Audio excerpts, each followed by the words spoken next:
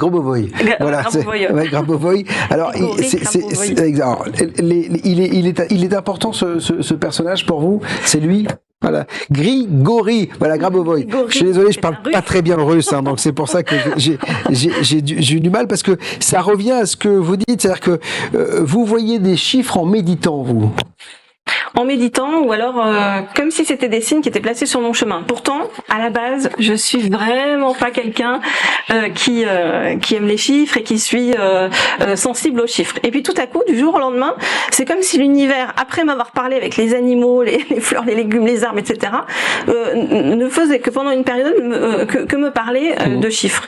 Je me suis rendu compte que les chiffres avaient aussi une symbolique, et je me suis intéressée en effet à des travaux comme ceux de Grigori Grabovoi ou Hélène Laporte. Après, certains disent que c'est des charlatans, donc j'en sais rien en fait. Moi, je suis ouverte aux choses.